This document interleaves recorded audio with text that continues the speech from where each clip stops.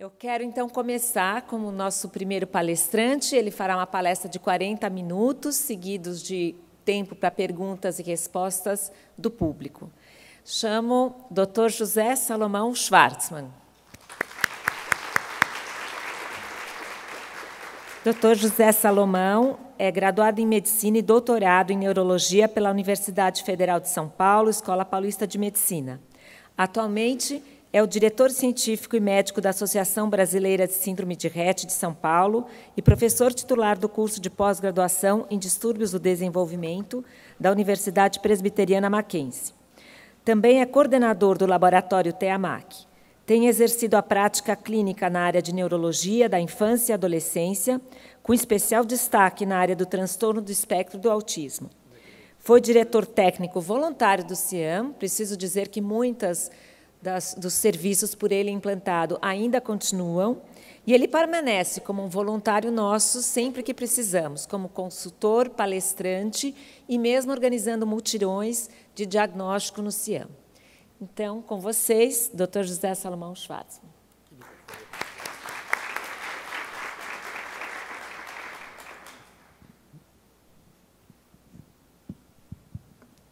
Bom dia a todos.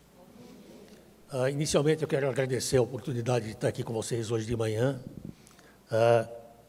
a convite do pessoal do CIAM, particularmente a Vivian, que foi responsável pela organização do evento.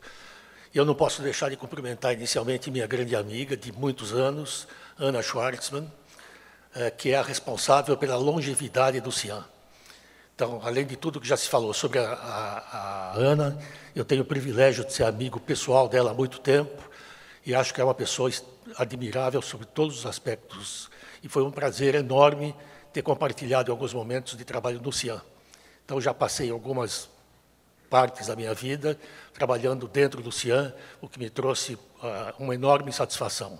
Então, é com muita felicidade que eu estou aqui hoje para falar um pouquinho com vocês sobre deficiência intelectual.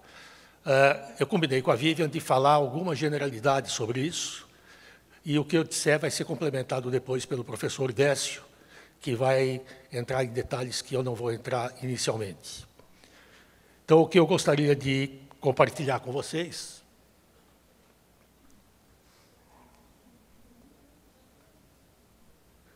falar muito rapidamente sobre dados históricos que, na verdade, refletem muito do que se pensa hoje a respeito do indivíduo com deficiência. Indivíduos com deficiência intelectual foram identificados já há séculos atrás, mas eles vêm sendo tratados de maneira diferente, dependendo das civilizações e épocas em que eles vivem. Achados arqueológicos têm mostrado estatuetas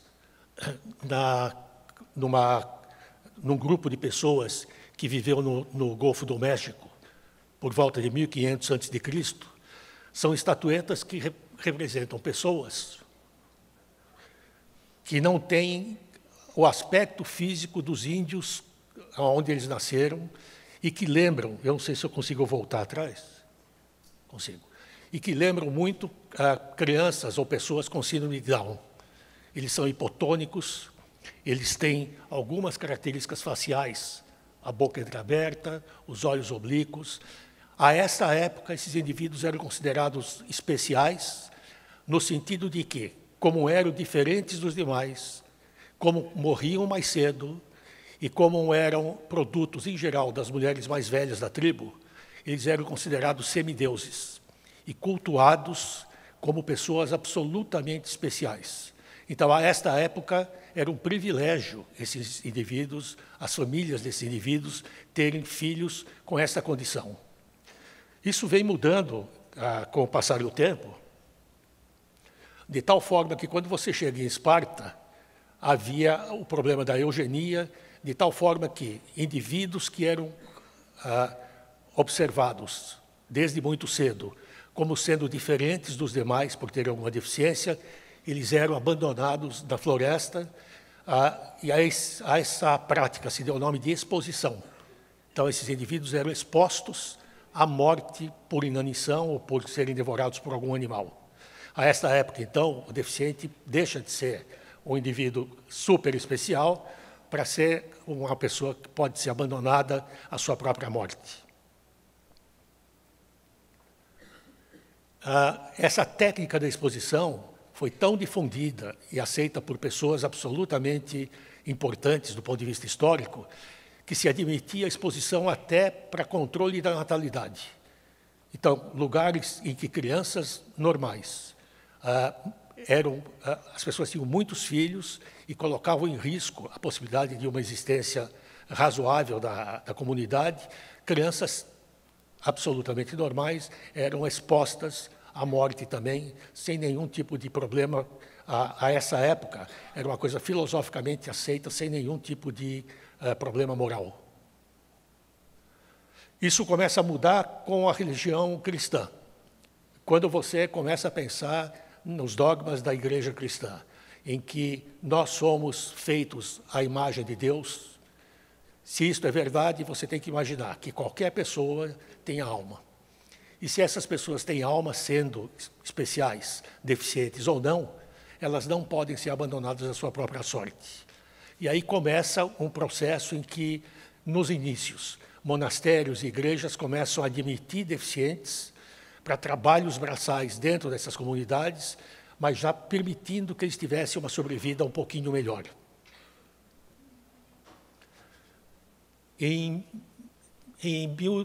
No século XIII, surge a primeira instituição destinada a abrigar exclusivamente indivíduos com deficiência. Era uma colônia agrícola na Bélgica, e em 1325 aparece a primeira legislação para cuidar dos indivíduos com deficiência, baixada pelo Eduardo II da Inglaterra. E é a primeira vez em que se chama atenção para a diferença entre a deficiência mental e a deficiência intelectual, que é uma confusão que se faz até hoje com extrema frequência, que não deveria ser, mas ainda se usa como sinônimo. São coisas absolutamente diferentes. O rei Eduardo II não deve ter feito isso só porque ele era muito bonzinho, porque na medida em que ele considera que esses indivíduos têm direitos, e o Estado passa, de certa forma, a tomar conta deles, todos os seus bens materiais passam por trono. Então, há, na verdade, uma troca de eu abrigo esses indivíduos um pouquinho melhor, mas, em compensação, tudo que a família tem pertence, a partir de agora, ao Estado.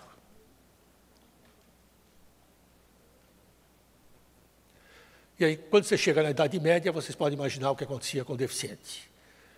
Indivíduos que eram deficientes intelectuais, indivíduos que tinham estrabismo, indivíduos canhotos, indivíduos homossexuais, indivíduos que, quando interrogados pelo inquisidor, não sabiam responder adequadamente a uma pergunta, eram queimados. E estima-se que milhares de pessoas com deficiência intelectual tenham sido queimados a essa época, por toda a Europa. E a gente teve Inquisição também em São Paulo. São Paulo teve alguns casos de Inquisição que, naquela ocasião, eram indivíduos identificados como bruxos ou feiticeiros e condenados à morte. Como os tribunais eram em Portugal, esses processos eram enviados a Portugal, e como, desde então, o processo judicial entre os dois países era muito complicado, nenhum dos condenados brasileiros chegou a morrer. Parece que essa é uma tradição que a gente segue até hoje aqui no Brasil. Você condena uma série de pessoas, o processo dura 50 anos e ninguém paga realmente por isso. Então, essa é uma cultura que vem de muito tempo atrás aqui entre nós. Em 1908, surge o primeiro tratado sobre deficiência intelectual, à época chamado de deficiência mental. Foi publicado por um sujeito chamado Tregold, e, a partir daí, a deficiência intelectual passa a ser tratada academicamente por médicos, etc. Esses são dados da cartilha do censo de 2010, aqui no Brasil. Segundo esse censo, 45 milhões de pessoas no Brasil têm algum tipo de deficiência. Visual, são 35 milhões. Motora, são 13. Auditiva, são 10. Intelectual, são 2,5 milhões. Grande parte dessas pessoas tem deficiências múltiplas. Então, na verdade, esses indivíduos são considerados como tendo uma deficiência única. Se forem bem examinados, passam ao grupo de deficiência múltipla. Então, a imensa maioria dos indivíduos com deficiência não tem uma deficiência apenas. Elas costumam ter outras deficiências que não são identificadas porque elas acabam sendo classificadas pelo mal maior.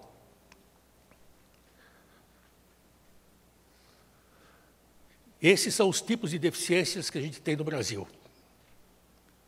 50% de todo o quadro de deficiência corresponde à deficiência intelectual. Perdão, isso aqui está fora de... Eu tenho que substituir o termo.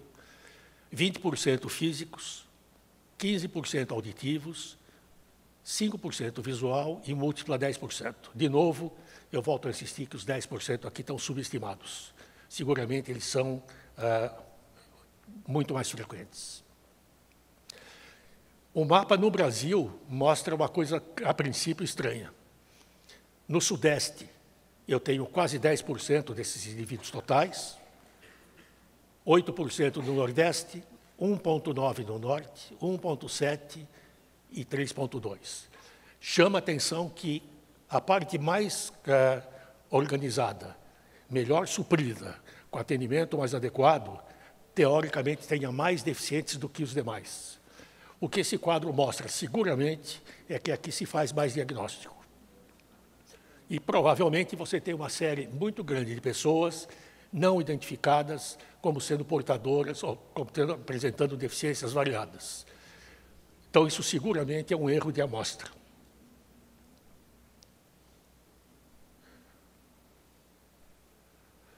Quantos são deficientes pelos dados estatísticos que a gente tem por aí?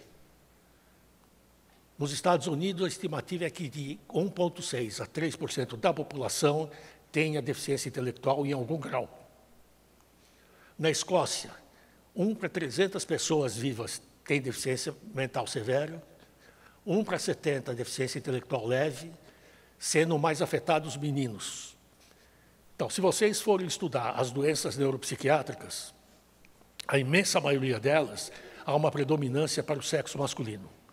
Então, deficientes intelectuais, autistas, criança com distúrbio de aprendizagem, TDAH, epilepsia, paralisia cerebral, todas são mais frequentes no gênero humano, no gênero masculino do que no feminino. Não vou entrar em detalhes agora sobre por que isso acontece, mas isso é uma coisa que está absolutamente fora de dúvidas, de que isso é uma realidade no mundo todo.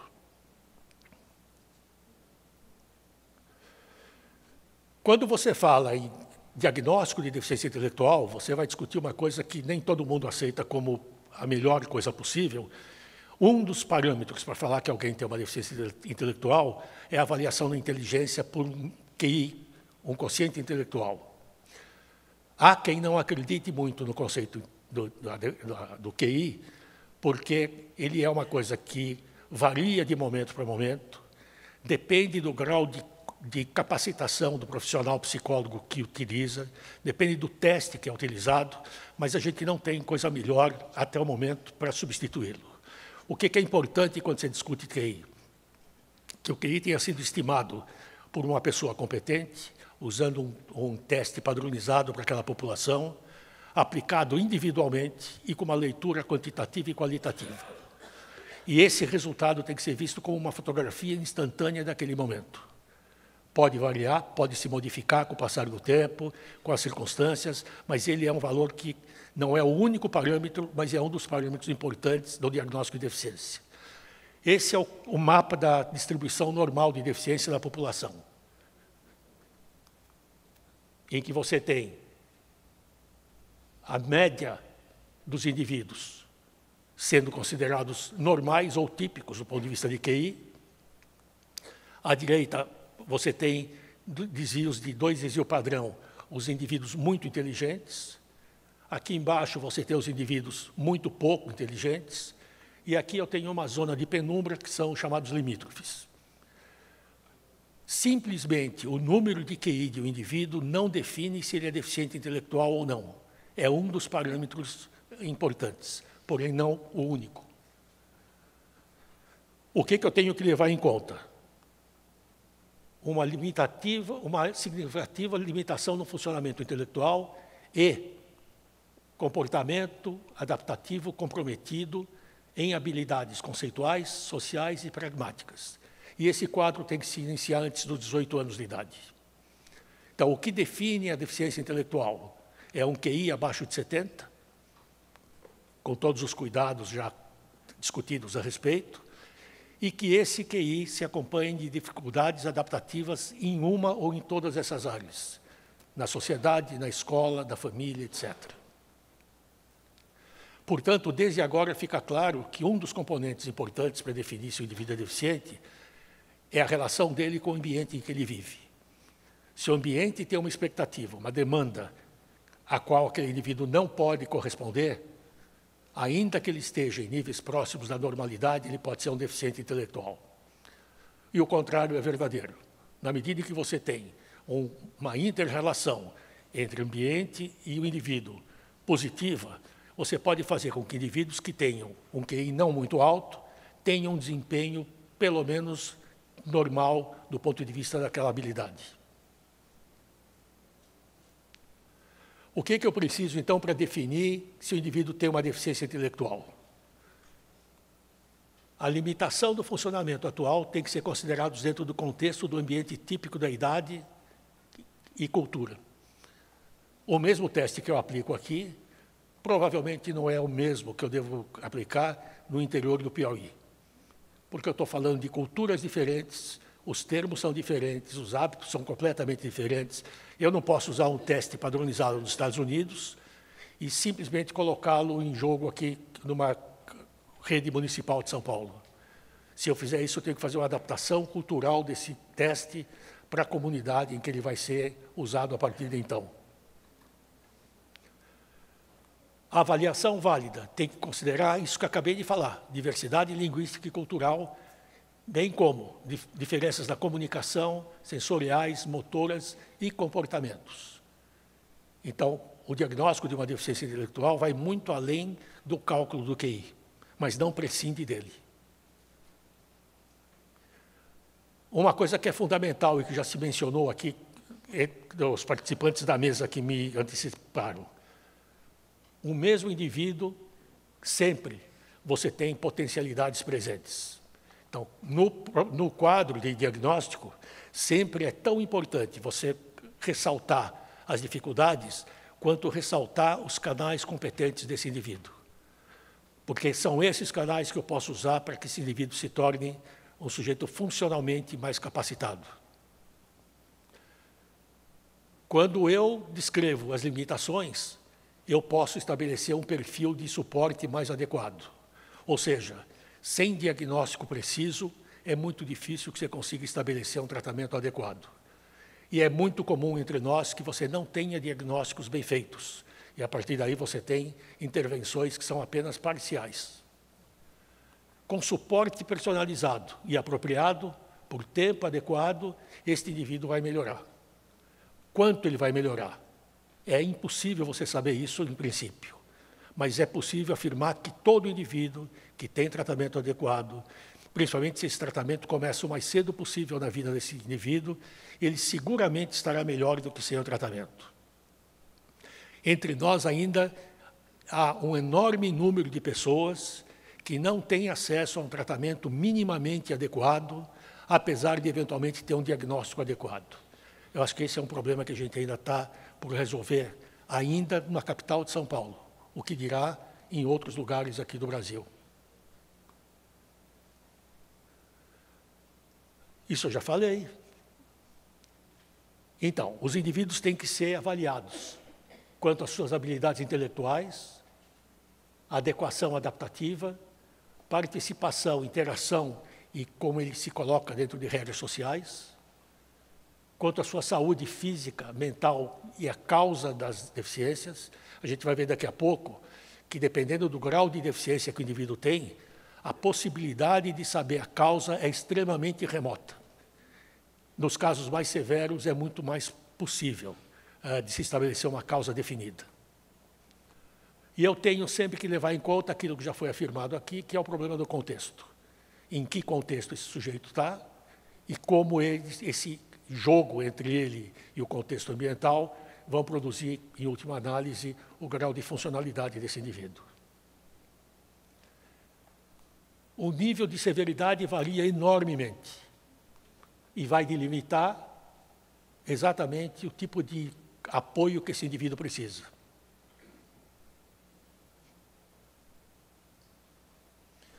E eu acho que isso aqui resume bastante o que eu disse até o momento.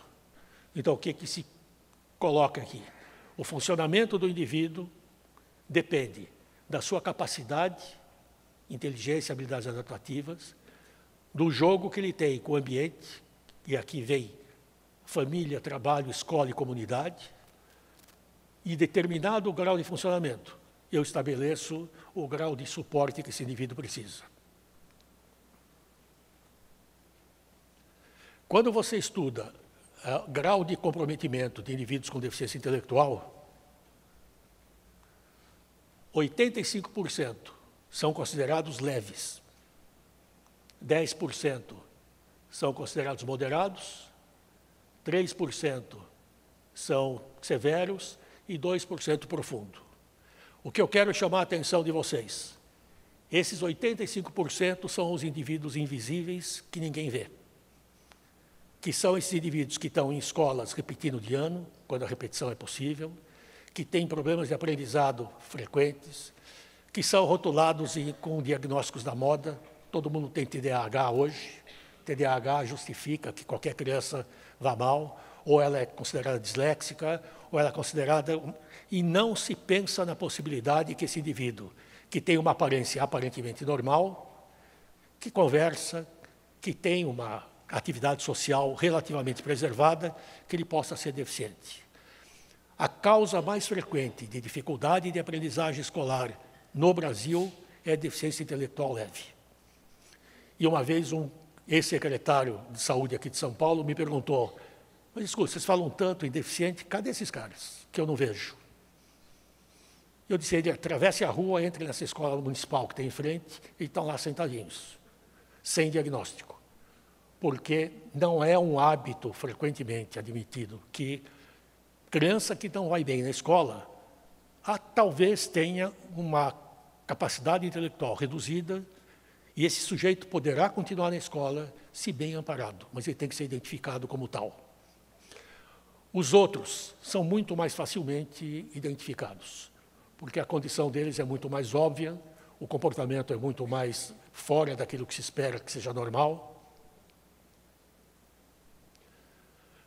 E se você consegue classificar esse indivíduo, você pode, a partir de então, ter uma ideia do que esse indivíduo vai poder conseguir uma vez bem tratado e orientado.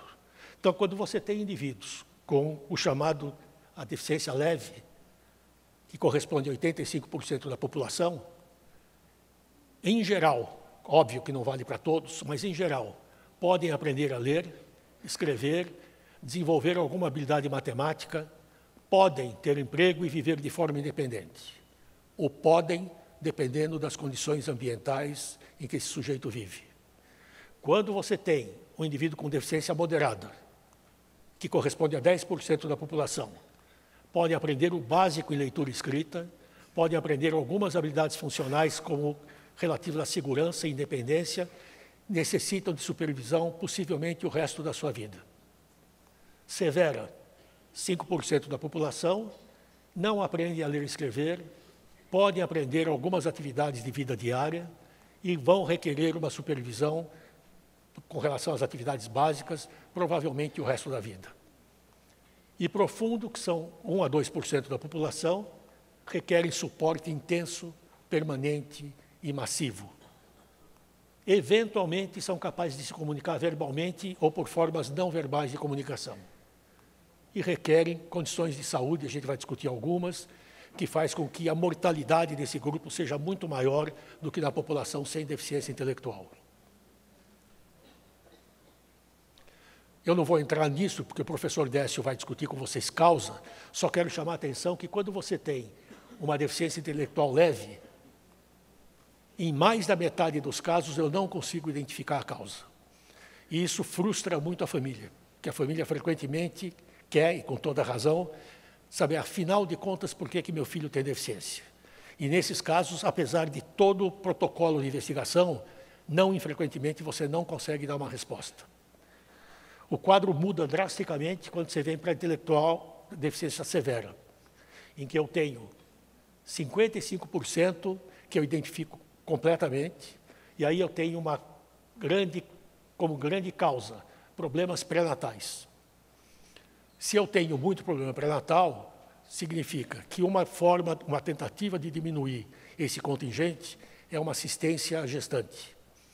Então, uma assistência à gestante, seguramente, é uma das poucas coisas que se pode fazer para prevenir esse tipo de deficiência.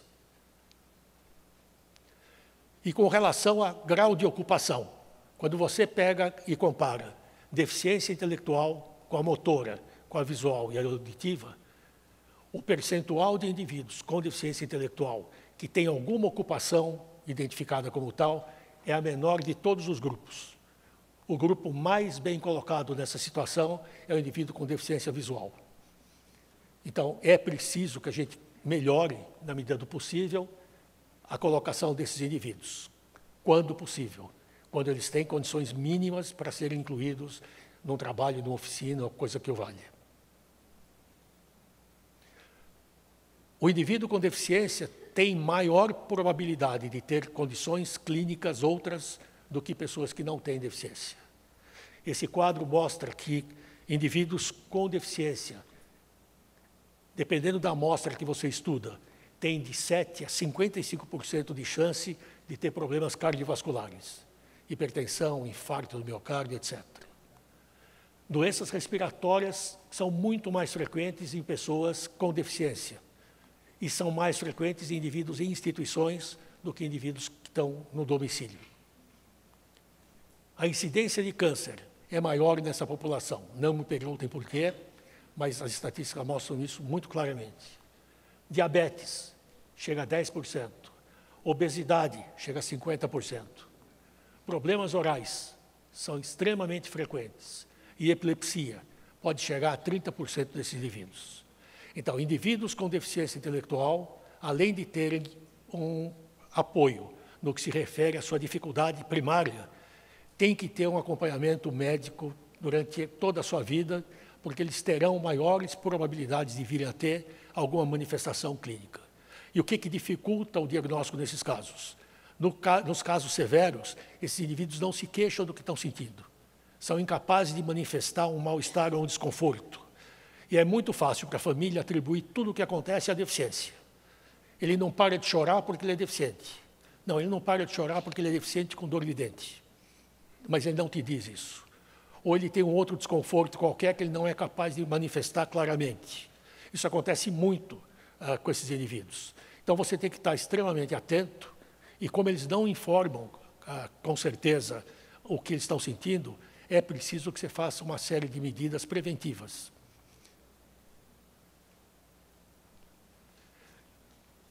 Outro problema que acontece com mais frequência nesses casos são quadros psiquiátricos que se sobrepõem à deficiência.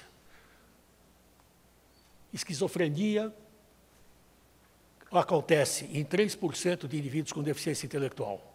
Em algum momento da vida deles, eles desenvolvem um surto psicótico.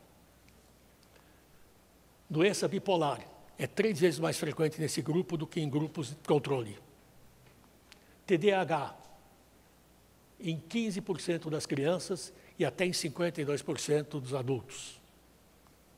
Comportamento autoagressivo ou heteroagressivo, 3% a 15%.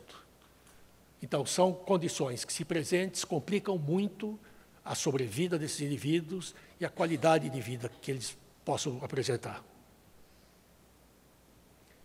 Depressão, autismo, transtorno obsessivo-compulsivo, ansiedade, transtorno de conduta, tiques e outros comportamentos são mais frequentes nessa população. Então, esses indivíduos precisam também de um acompanhamento psiquiátrico com muita frequência. – 20% a 30% dos indivíduos com deficiência têm epilepsia. Epilepsia, como a gente vai ver daqui a pouco, é uma das causas de morte mais frequentes dessa população. 1/5 dos pacientes com deficiência intelectual tem paralisia cerebral. Então, a gente tem que tomar cuidado com essas pessoas que têm paralisia cerebral, onde frequentemente esse diagnóstico é aparentemente único. É muito frequente a associação da paralisia cerebral com deficiência intelectual, com autismo, com epilepsia e com outros transtornos.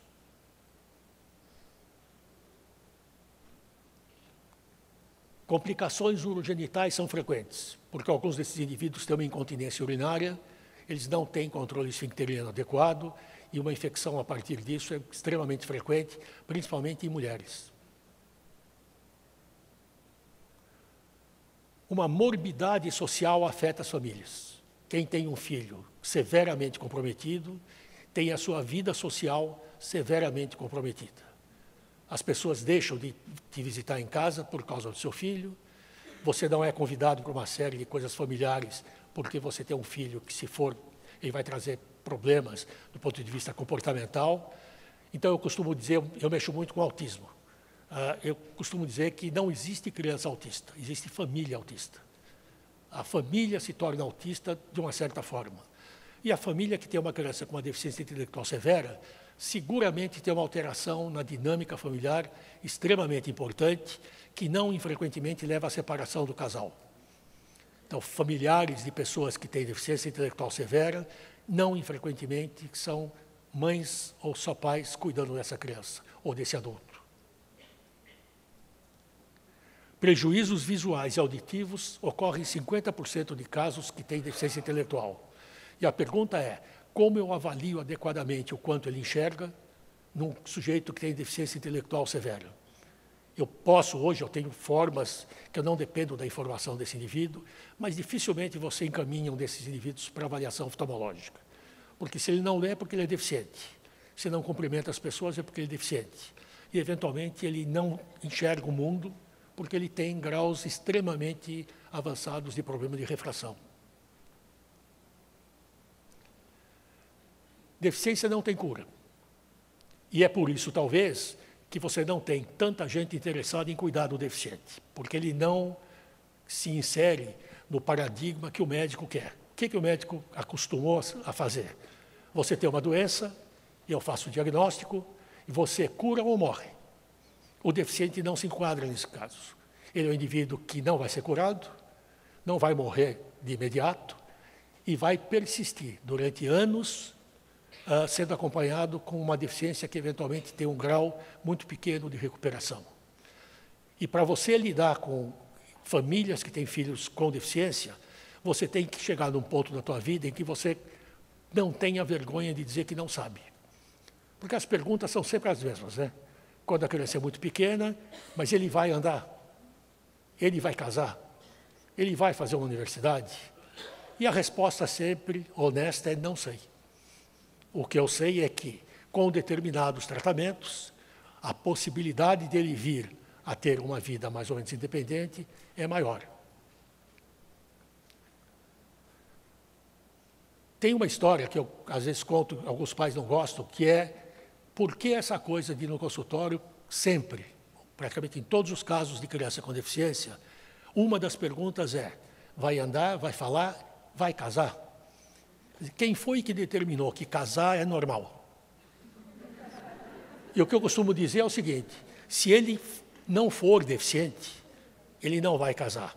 Se ele for deficiente, ele vai casar 2, 3 ou 4 vezes. Quer dizer, o conceito do normal é uma coisa absolutamente discutível, né? O que é ser normal na nossa sociedade? Do ponto de vista, é ter uma função adequada, né? Mas não é necessariamente ser um doutor ou coisa que o valha.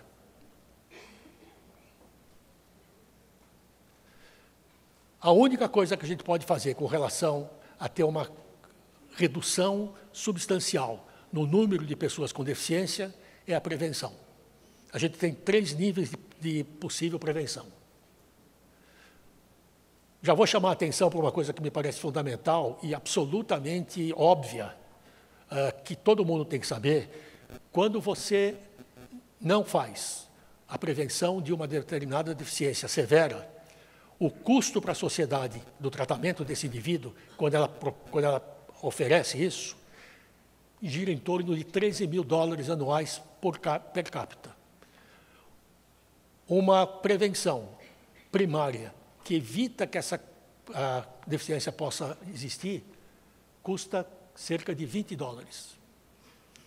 E a secundária, que é, eu não consigo evitar que alguma coisa aconteça, mas eu dou um tratamento o mais precoce possível, cedo, é de $600. Então, ainda que seja por razões financeiras, é muito mais inteligente o Estado fazer campanhas de esclarecimento, oferecer determinadas vacinas, do que depois ter o encargo de cuidar desse indivíduo, anos a fio, gastando uma fábula de dinheiro, e frequentemente com um resultado discutível. O que é a prevenção? Eu tenho a prevenção primária, secundária e terciária. A primária, eu evito a ocorrência de deficiências físicas, mentais e sensoriais. Como que eu posso fazer isso? Não sei se eu fiz um slide com isso, deixa eu ver. Vacinação contra a rubéola, que é uma coisa que há alguns anos é feita no Brasil. Reduziu brutalmente o nascimento de crianças surdas, cegas e deficientes. O custo de uma vacina contra a rubéola é ridículo, mas o custo de um filho deficiente, cego e surdo é brutal. Hoje, felizmente, isso se faz de forma gratuita, praticamente no Brasil inteiro. Se eu puder fazer uma campanha que você não consegue fazer por conta do lobby das bebidas, se você puder informar a população feminina que mulheres que estão tendo uma vida sexual ativa e correndo o risco de ter filhos, não deveriam beber absolutamente nada durante a gravidez.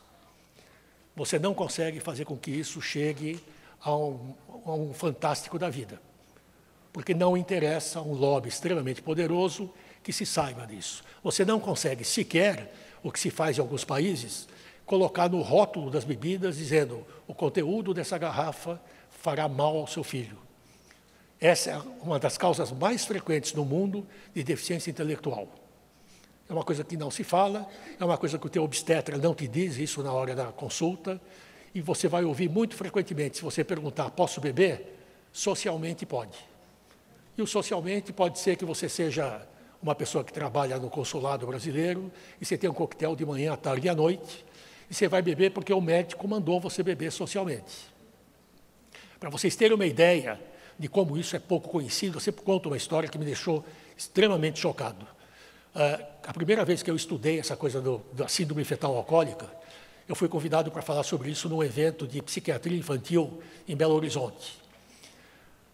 E foi a primeira vez que eu realmente estudei isso mais, fiquei muito impressionado com os números que eu vi, que dizem que 1 em cada 600 bebês, dependendo do lugar em que você vive, nasce com deficiência intelectual por conta de álcool ingerido na gravidez. Eu cheguei nesse congresso numa sexta-feira à noite, o congresso começava sábado de manhã, e quando eu cheguei lá à tarde, e o pessoal que organizou o evento me levou para tomar um chopp. E a gente sentou nessa choperia em que você mesmo bombeia o chopp, e aí você começa a ver quem tira o melhor chopp, né? Com menos espuma, mais espuma, e você vai bebendo. No meio dessa tarde, chega um casal grávido, ela é uma pediatra conhecida em Belo Horizonte, ele é psiquiatra infantil, ela sentou do meu lado direito e aqui o marido.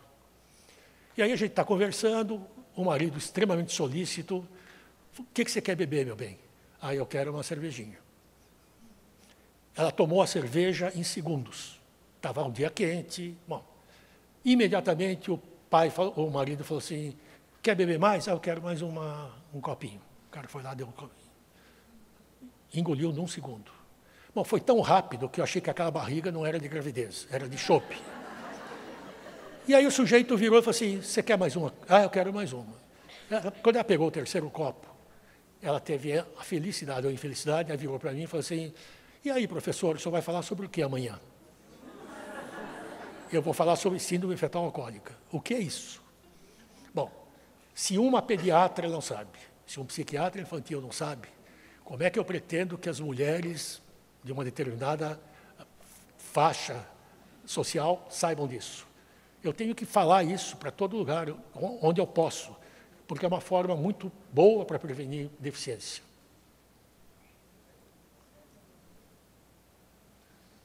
Prevenção secundária, O indivíduo nasce com uma determinada que eu não posso evitar, mas eu já sei que ele vai nascer com aquilo e trato o mais cedo possível. O exemplo mais paradigmático, fenilcetonúria. O teste do pezinho identifica o sujeito, ou a história familiar. A criança nasce, ela começa a tomar um leite especial e eu previno, de uma certa forma, a deficiência intelectual. E a prevenção terciária? É aquela em que eu não pude evitar, não pude atender, mas atendo o mais cedo possível para implementar um plano de tratamento que minimize as suas sequelas. Só para terminar, não vai dar para a gente discutir isso agora, obviamente, onde esses indivíduos têm que estar ainda é uma coisa em ampla discussão. O Brasil vive o momento da inclusão. Eu acho que é um conceito que tem que ser discutido, em que moldes ela se faz, quem é o indivíduo que pode estar presente em uma sala regular, qual é o indivíduo que não pode, por mais que a lei queira que ele faça.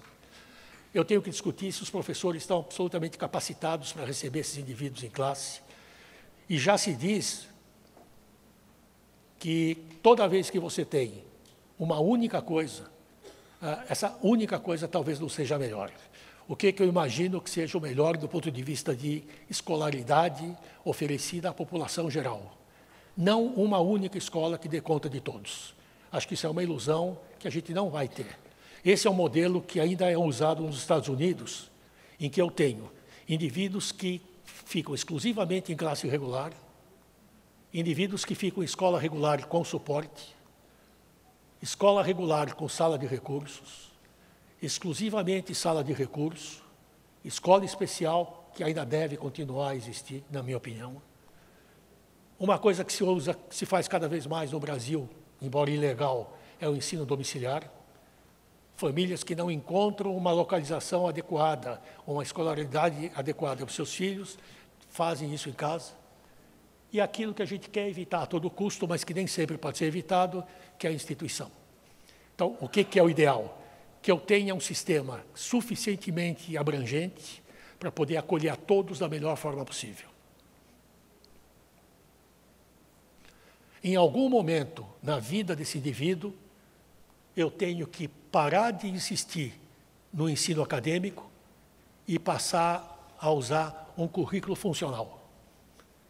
O sujeito já chegou aos 12, 14, 16 anos, não sabe ler e escrever. Teve todas as oportunidades para fazê-lo e não conseguiu. Provavelmente não fará mais sucesso nessa área. Não seria melhor capacitá-lo a ter uma atividade independente que possa garantir a sua sobrevida? E esse é o grupo de trabalho que a gente tem no Mackenzie. Eu e o Décio trabalhamos nesse local. Aqui a professora Vivian, escondidinha aqui. E muito obrigado pela atenção de vocês. Nós vamos agora deixar 10 minutos para perguntas e respostas do público. A Eli, Carol, com os nossos jovens do CIAN, vão estar com microfones. Quem tiver uma pergunta, basta levantar a mão. Bom dia. Eu queria saber, entre os indivíduos que têm síndrome de Down, qual a prevalência de deficiência intelectual? Porque assim, eu já vi artigos... 100%. Então, eu já vi artigos que mencionam indivíduos com média inferior, né? E eu já vi outros artigos falando que a média é 50%, né? Então, é 100% a prevalência na síndrome de Down. O que tem, pelo menos por relatos da literatura, raríssimos indivíduos que são limítrofes. Sim. Eu nunca vi, eu não tenho uma vivência pessoal com isso. O problema com a síndrome de Down é que se criam histórias e mitos que vão sendo repetidos. E, inclusive, famílias que têm criança com síndrome de Down não querem que você diga, primeiro, que isso é uma doença. Segundo, que eles têm uma deficiência intelectual. Todos têm, em grau maior ou menor. Na média, é por volta de 50 mesmo. Obrigada. O senhor acha que o abuso do álcool no sexo masculino também pode desenvolver aí a possibilidade da deficiência intelectual? Eu vou te responder com um soneto do Shakespeare. O Shakespeare diz que o álcool aumenta o desejo, mas dificulta a realização. Dá para entender?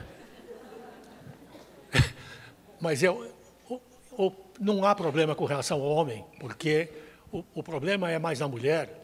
Imagine que você ingere qualquer bebida alcoólica, o álcool é altamente diluível em água, em segundos ele está no cérebro do bebê. Então você embebeda o bebê simultaneamente com o teu uso. Qual é a pergunta que não tem resposta? Qual é a dose mínima para fazer um bebê ter uma dificuldade? A gente não tem esse dado.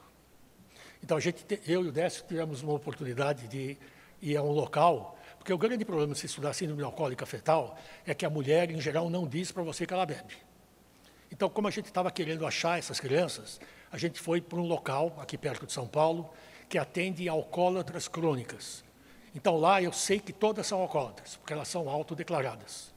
E a gente não encontrou nenhum deficiente intelectual, nenhum autista, mas eu acho que é um problema de... A nossa amostra não foi adequada, porque a amostra mundial é que realmente o álcool, durante a gravidez, ele é das substâncias mais tóxicas para o bebê. Então, as mulheres que têm risco de engravidar, teoricamente, não deveriam beber absolutamente nada. Deixa tudo para o teu marido. Eu queria uma pergunta, justamente pensando nessa porcentagem da deficiência intelectual leve. Acho que, pela caminhada aí dos anos trabalhando com deficiência intelectual, hoje uma grande preocupação, assim, quando a gente pensa na Associação Americana, que norteia esse diagnóstico, e aí vem essa questão do DI, associada ao impacto em 2 ou mais áreas aí do comportamento adaptativo, o que tem de criança nesse limbo aí, né, que fica nessa questão, é uma questão da aprendizagem e tudo, mas chega às vezes rotulada já como deficiência intelectual. E quando você vai perceber, o impacto sempre é só na área acadêmica, né? Então já vem um diagnóstico, porque talvez fez um teste de QI, esse ambiente talvez não foi o mais favorável, mas quando você vai observar o impacto só em uma área do comportamento, assim, só nas habilidades acadêmicas. Então, eu queria entender um pouco que caminho que está sendo seguido, assim, para conseguir olhar e reavaliar, porque eu acho que uma vez construído esse diagnóstico, né, por vezes, como desconstruir isso com uma família, pensando inclusive nas questões sociais que a gente vive, assim, né? Então, que vai trazer um benefício, que vai trazer um outro lugar aí para essa família, sabe? Não sei como é que estão esses cuidados aí. Olha, o meu olhar é o seguinte, deixa eu deixar muito claro. Sem diagnóstico, não há tratamento passível de ser estruturado. Há quem diga que você não deve rotular as crianças, porque o rótulo vai ser utilizado contra ela. O não rótulo também vai ser contra ela. Se eu não sei exatamente o que essa criança tem, seguramente o que eu vou fazer por ela não é o mais adequado. O que eu acho não é que o rótulo é ruim. Eu acho que o rótulo tem que ser muito bem aplicado. Aí eu não vou entrar com você em coisas do tipo, esse psicólogo está capacitado ou não. E aí tem uma coisa que a gente repete muito, que é, em medicina, mas vale para a tua área, a clínica é soberana. Então, se eu tenho uma criança que, a meu juízo, tem um comportamento absolutamente normal, que numa ou 2 ou 3 entrevistas faz o que se espera que ela faça com aquela idade, e você me vem com um relatório psicológico que me mostra uma deficiência moderada, eu seguramente não vou acreditar no teste. E faço o que se faz, e que se deveria fazer mais, eu quero uma segunda opinião. Mas eu acho que essa coisa de não rotular uma criança é o que de pior você pode fazer. Eu acho que, até quando você discute o conceito do normal, né? Quer dizer, o que é normal? Né? Imagine que você leva teu filho no pediatra para pesar, para ver se ele está ganhando peso. Ele mede, ele pesa, e você fala assim, está normal? Qual é o problema dele falar se está normal? É porque os parâmetros estão dentro daqueles que são considerados médios para a população. Em aprendizado é a mesma coisa, em comportamento é a mesma coisa, só que a definição é muito mais tênue. Mas eu acho que você tem que rotular. Eu acho que Como é que uma escola pode dar conta de uma criança autista se não sabe que ela é autista? Eu não vejo como.